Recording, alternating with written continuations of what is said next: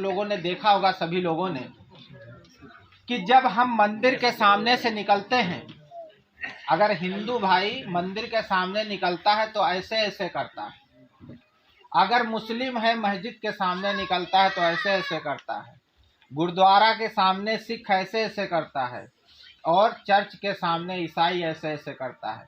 भारत में हर व्यक्ति ये कहता है मैं राष्ट्र प्रेमी व्यक्ति हूँ, लेकिन क्या कहीं स्तंभ बना है? कितने लोग स्तंभ के सामने ऐसे ऐसे करते हैं या खड़े होकर के ऐसे करते हैं? कोई नहीं करता है।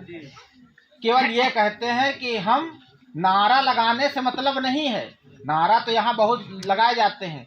इसके लिए भारत में जैसे आज एक चला, कुछ लोगों ने कहा ये नहीं, ये होना चाहिए।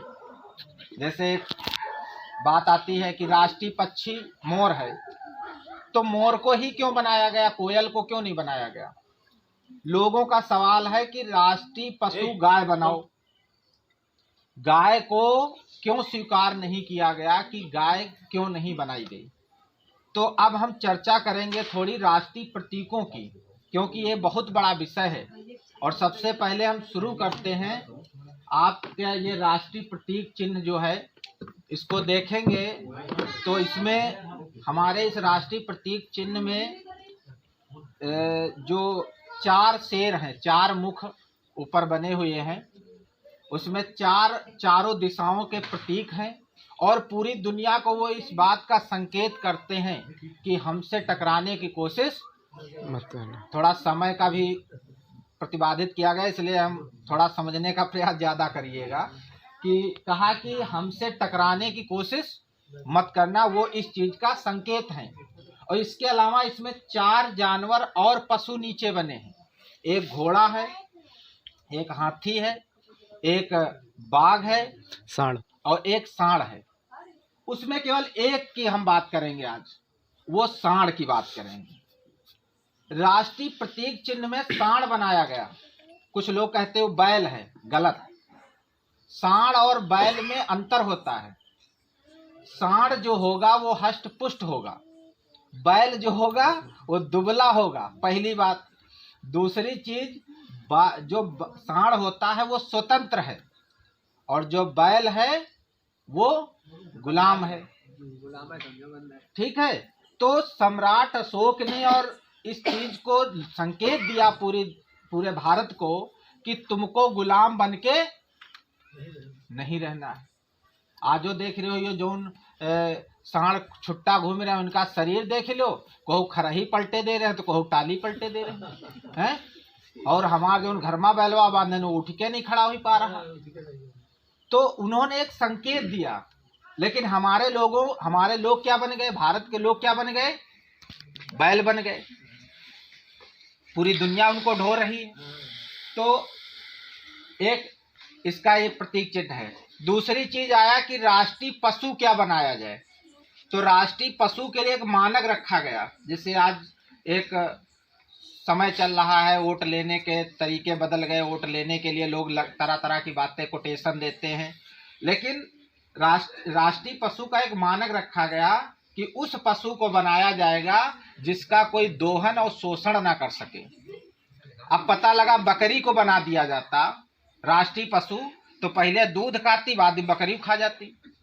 तो ऐसा जानवर बनाया जाएगा जिसका कोई दोहन और शोषण नहीं है। तो 2 जानवर आए, एक आया शेर और एक आया बाघ। फिर यह किया गया कि बाघ को ही क्यों बनाया गया, ये भी एक सवाल खड़ा होता है। तो बाघ की एक विशेषता होती है, जो फॉरेस्ट ऑफिसर होते हैं, जो वन विभाग में लोग नौकरी करते हैं, बहुत सारे लोगों को जानकारी होगी कि जो बाघ होता है वो जंगल में जितनी एरिया कवर करता है, उसका जो क्षेत्र होता है अपना राजपाट का जंगल में, वो 24 घंटे में अपने राजपाट का निरीक्षण जरूर करता है। तो वो जानवरों से एक प्रेरणा, बाघ से एक प्रेरणा मिलती है कि अगर आप प्रधान हो तो आपकी ये जिम्मेदारी है कि अपनी ग्राम सभा की, जितने एरिया के आप प्रधान हैं, उसका 24 घंटे में हाल चाल लेना आपका जिम्मेदारी, कर्तव्य, फर्ज सब कुछ है। ये आपकी जिम्मेदारी है कि हमारे यहाँ कोई भूखा तो नहीं सो रहा है, हमारे यहाँ किसी के यहाँ कोई परेशानी तो नहीं है, कोई दुखी तो नहीं।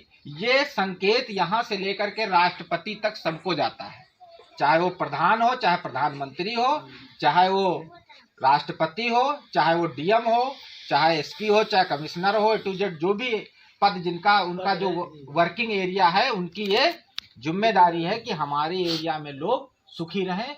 वो इसलिए इसको रखा गया। ऐसा अगर कोई और जानवर में अगर गुण पाया जाता है तो उसको रख सकते हैं, लेकिन ऐसा कोई गुण किसी जानवर में नहीं पाया जाता। फिर आता है कि हमारा राष्ट्रीय पक्षी मोर है। राष्ट्रीय पक्षी मोर को क्यों बनाया गया? मोर के अंदर एक विशेषता पाई जाती है कि वो जहरीले जंतुओं को खा करके भी खुश रहता है।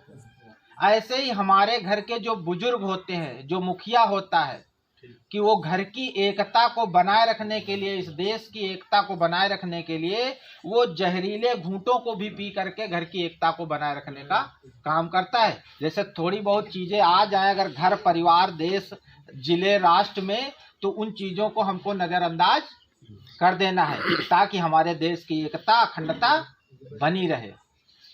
दूसरी बात आती है कि जैसे राष्ट्रीय मिठाई जलेबी है, इस पर भी चर्चा होनी चाहिए कि राष्ट्रीय मिठाई जलेबी ही क्यों बनाई गई।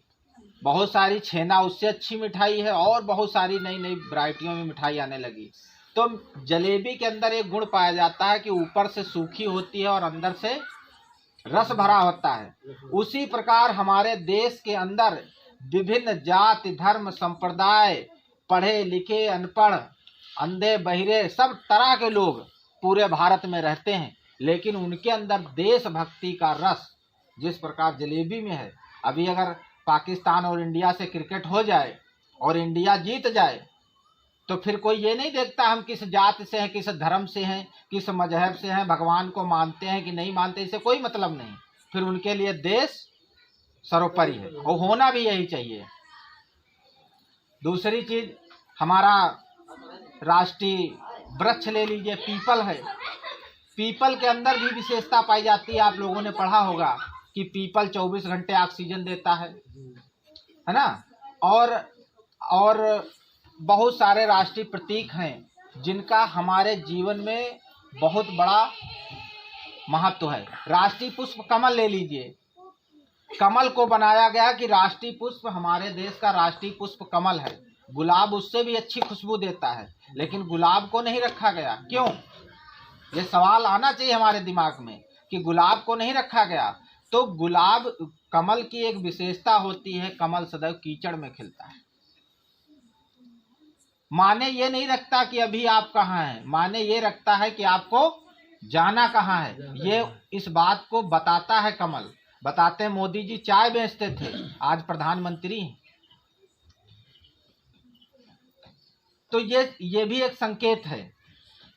इस तरह से जितने भी हमारे राष्ट्रीय प्रतीक चिन्ह हैं, ये सम्राट अशोक के समय से राष्ट्रीय प्रतीकों को हमारे भारतीय संविधान में रखा गया और संविधान को हमारे घरों तक नहीं अभी तक पहुंचा है। क्यों नहीं पहुंचा?